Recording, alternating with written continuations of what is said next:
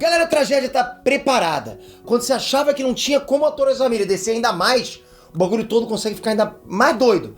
Tá mais doido que nunca. A notícia é séria, galera, que eu vou apresentar pra vocês, e é resultado de uma pesquisa conduzida por um dos mais respeitados jornais de negócios da internet. Resumão: Ezra Miller surtou de vez, de verdade. Uma reportagem entrevistou amigos próximos dele, conhecidos também, e descobriu um cenário perturbador. O assunto já saiu da área de cultura e entretenimento. Não é fofoca, é caso de polícia, é caso de chegar junto e tentar internar o ator.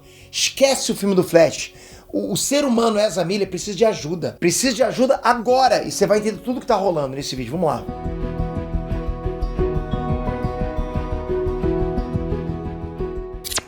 Trunks, Peter aqui.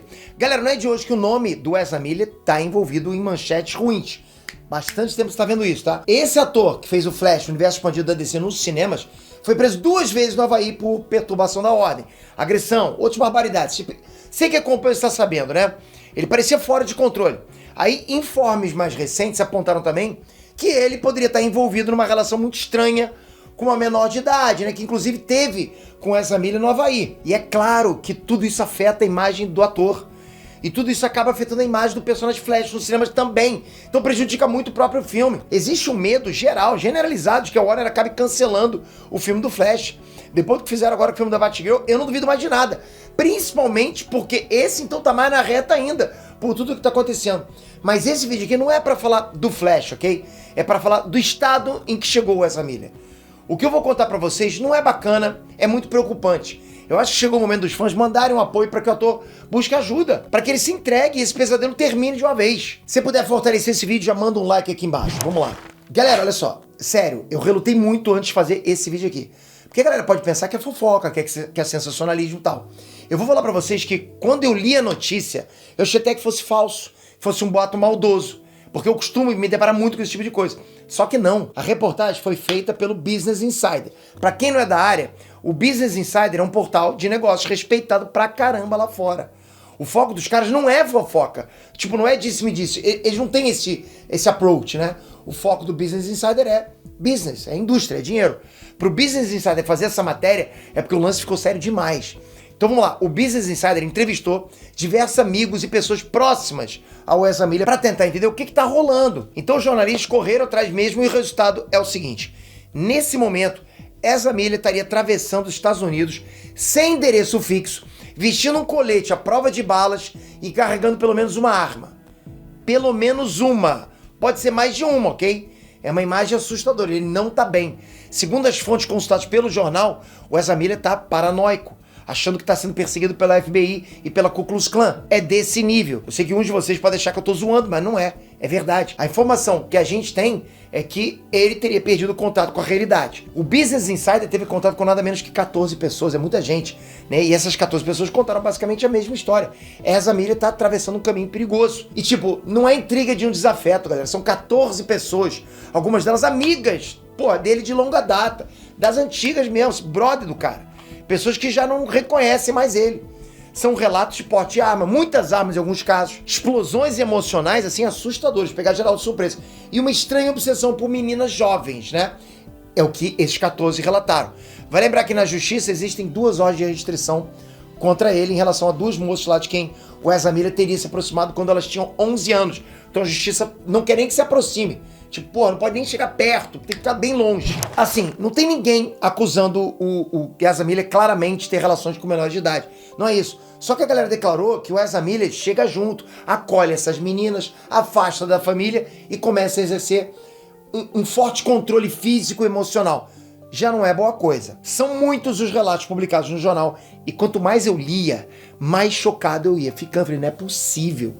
Eu tava agora de manhã lendo isso, galera. Quase todas as pessoas que participaram das entrevistas preferiram manter o anonimato. Um deles é um amigo da família do Ezra Miller, assim, bastante tempo, né? Foi esse amigo que deu o depoimento mais tocante, mais honesto sobre o que pode estar acontecendo, inclusive.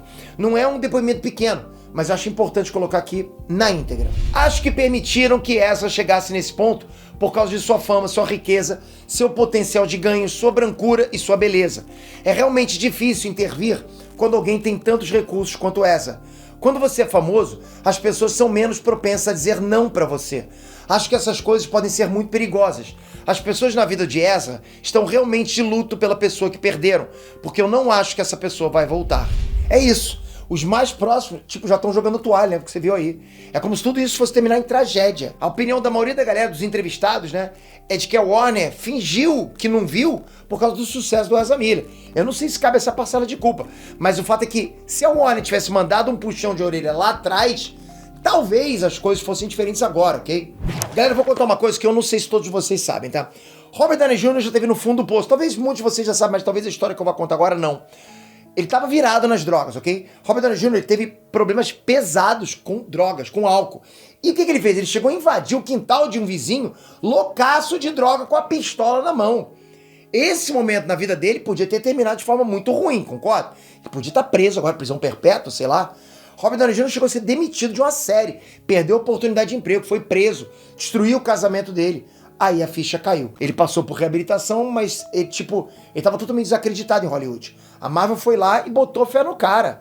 Foi a volta por cima, totalmente, uma baita da redenção. Então, galera, eu tenho esperança de que essa história do Robert Downey Jr. possa se repetir com Ezra Miller.